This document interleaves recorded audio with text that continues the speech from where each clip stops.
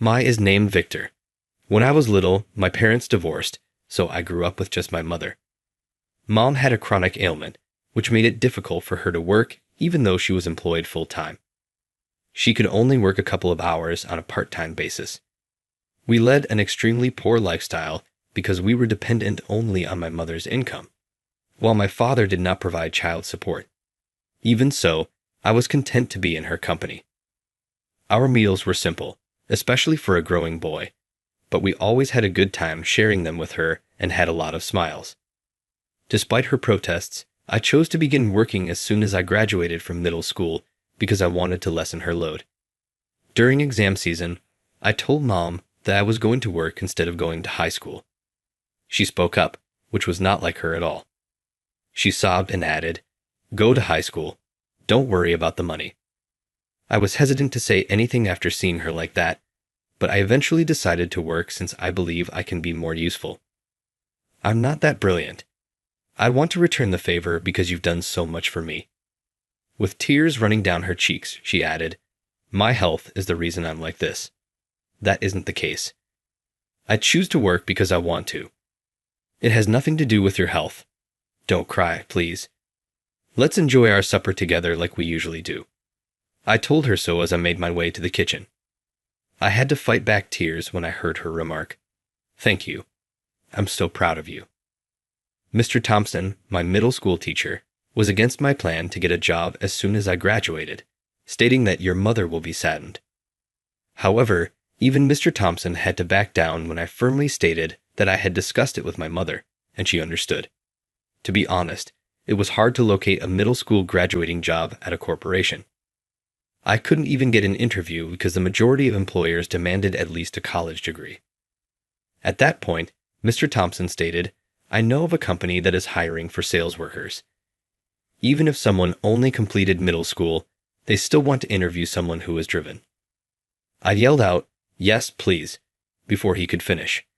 "I'll carry it out. Kindly set up the interview."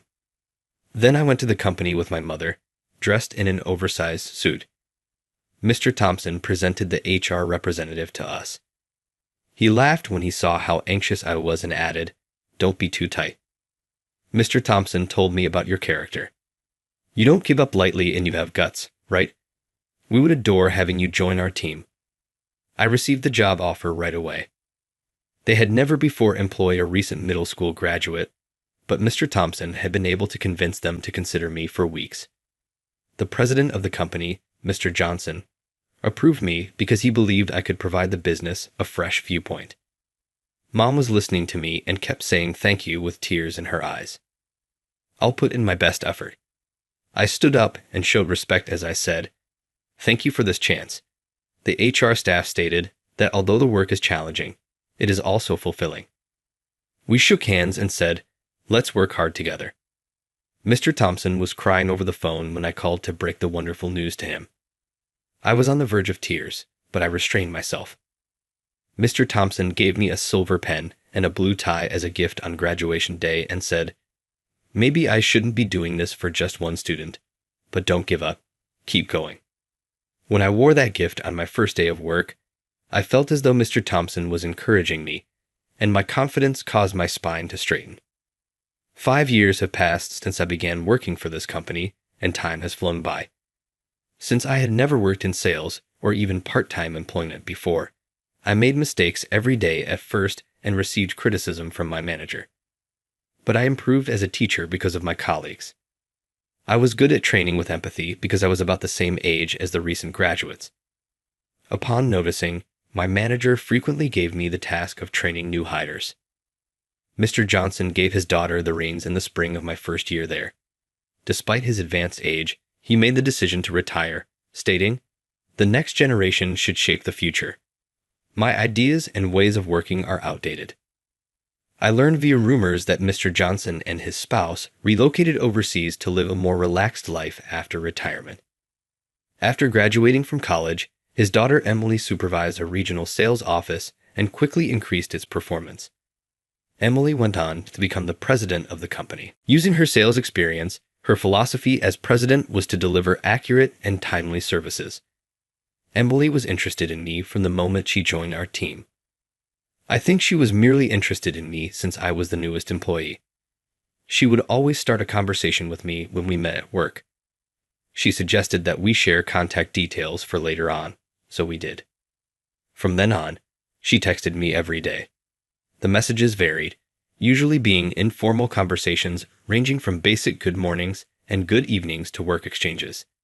She then declared one day, "I've been drawn to you ever since I laid eyes on you. Are you interested in dating me?" I thus began dating her. I was dubious at first, wondering why Emily would pick me out of all the other mates. Nevertheless, she was breathtakingly gorgeous, and I couldn't help but be captivated to her allure. Emily was very much a businesswoman at work, which made her all the more charming when she was with me. She revealed her actual self to me, and I felt honored. Few people knew about our relationship since we kept it quiet. Most of our time together was spent in my apartment or on trips. Holding hands, eating meals together, and hanging together in my place was just like any other couple. I had never really loved anyone but my mother until this moment. Emily abruptly stopped reaching out to me at work after we had been dating for a few months. She seemed to be avoiding me, refusing to even say hello. It was in front of me one day that I witnessed her questioning a superior, asking, "Why did you hire a middle school graduate?" Her behavior had changed when she got to know my mother, looking back. Emily had insisted on meeting Mom, and I granted her request even though I felt it was premature. We had made reservations at a restaurant close to my family's house, and at first, we were having a nice time talking and eating. But I do recall how Emily's talkativeness significantly decreased when Mom indicated that she had begun working as soon as she graduated from middle school in order to support me. We didn't talk much on the trip back. Because I thought she was sick, I said, "Should we just go back to your place today?" Usually, she would insist on remaining with me longer, but this time she just said, "Okay," and hurried off. Looking back, she just answered, "It's okay," and walked out of my house as if she were fleeing, even though I volunteered to take her home because I was concerned. Now I realized Emily's attitude had altered when she found that I had graduated from middle school. She continued to visit the sales department on a daily basis after that, seemingly observing the staff members. She would say something unpleasant, like, "The presence of a middle school graduate even dulls the atmosphere," if she knew I was here. I received a call to the president's office approximately a week later. "Why are your sales so poor compared to others?" This is how Emily questioned me. "I've been focusing on training new recruits," I started to say, but she interrupted me, stating that someone with only a middle school education could not possibly train new recruits. "Put your attention on your own work if you have time for such pointless activities. Only when you are skilled yourself can you instruct novices. Recognize that you have until next month to reach this quota." I was stunned to hear this and immediately turned to look at the document she was holding. There were sales goals in there that not even the best performers had hit before. "That's impossible in a month," I objected. "If you have time to train newcomers, you should be able to do it, right?" Emily said, smiling mischievously. After work that day, I felt like I had lost all hope. My manager, who was aware of the circumstances, promised to speak with Emily on my behalf. My coworkers also made an effort to uplift me. But the very following day, I handed in my resignation to her, exhausted. She said, "As expected, this is the fate of an incompetent middle school graduate," and I tried not to cry as I left her office. My manager stopped me as I was packing to leave the company, continually apologizing. "Sorry, I couldn't do anything for you." Then, dissatisfied with Emily's treatment of me, he questioned her why she was so adamant about my resignation. She was hesitant to talk at first, but she eventually spoke up when he threatened to inform the former president of the situation. She had previously been in a committed relationship that she thought about getting married to, but their separation was caused by her demanding work schedule and subsequent adultery. That previous romantic partner had completed middle school. She felt incredibly upset and deceived by that relationship, which made her distrust people with only a middle school degree, even though she had worked hard in school, attended reputable high schools and universities, and dated guys with educated backgrounds. I was a middle school graduate, so she thought I was the same kind of person as her ex. I was an adversary to her. I felt a tinge of pity upon hearing this.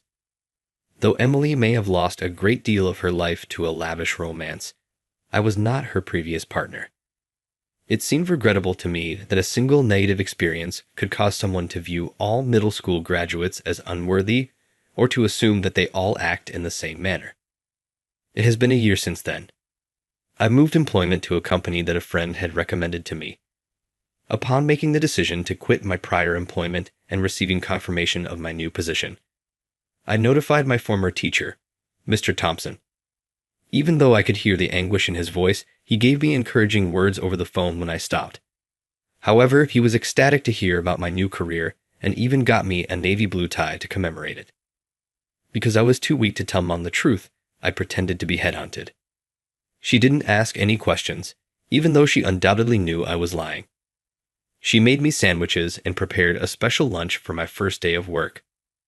In actuality, my acquaintance referred me to roughly 3 businesses. They all offered fantastic benefits and were open to hiring me, even though I just completed middle school. Of them, Mr. Carter from the company I eventually joined impressed me the most. The day of our interview, which my acquaintance set up, I met Mr. Carter at a cafe. We were early for the scheduled time at the cafe. I had scheduled a meeting time with Mr. Carter, but he hadn't shown up even 5 minutes later. Knowing him to be on time, my friend worriedly pondered, he normally arrives on time. I was going to give someone a call when I wondered if something had happened. At that moment, an old guy rushed over to our table, blotting perspiration from his brow, and apologized profusely for being late.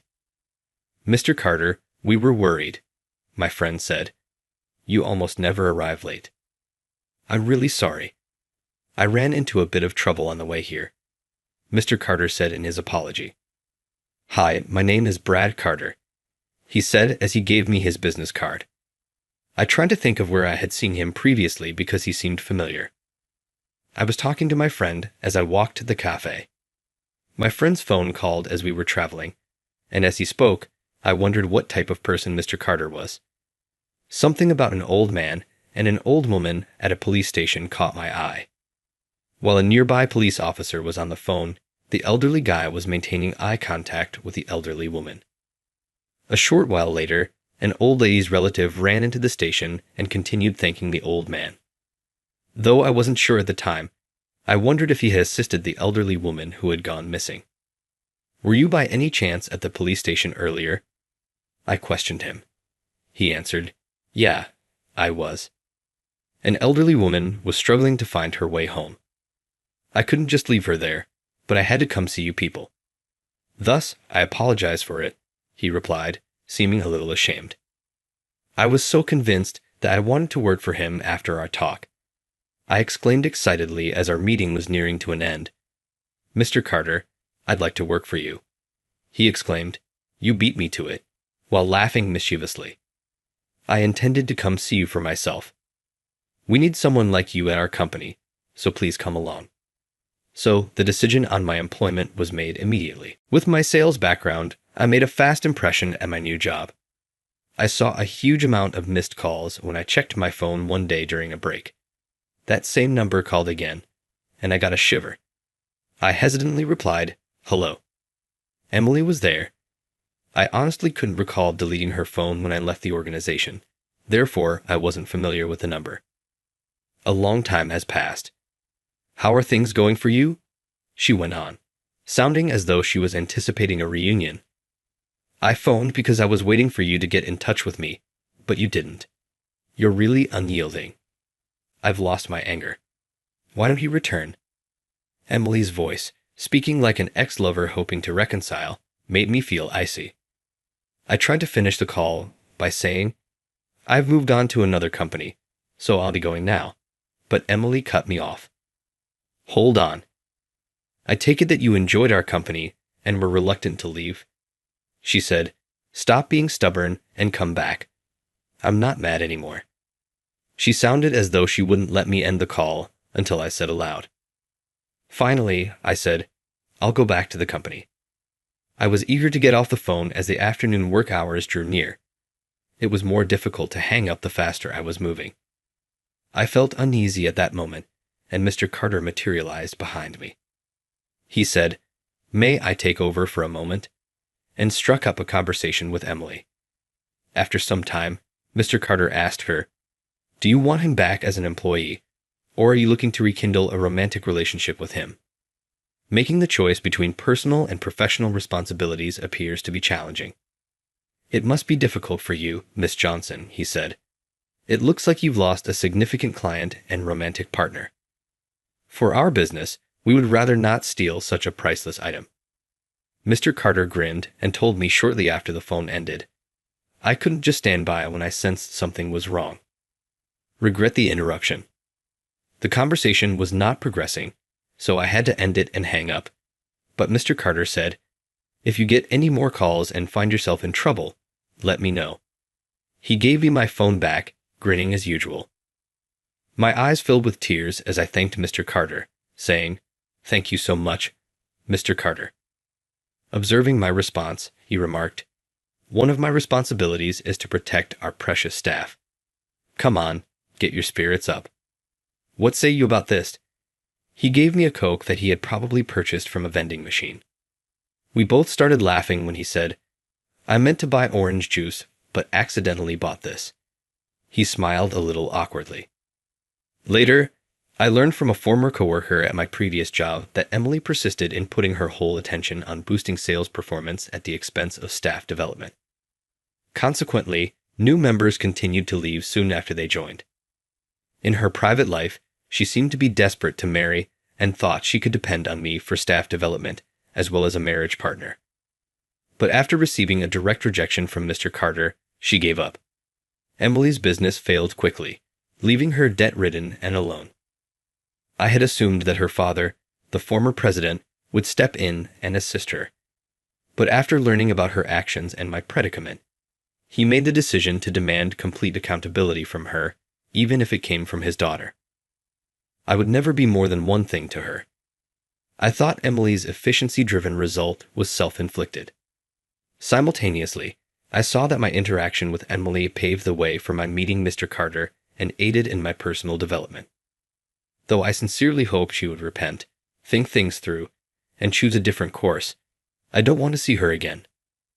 I want to be like Mr. Carter. I want to think about other people, aid people who are in need, avoid making workers suffer like I did, and develop good talent for the sake of the business and society at large.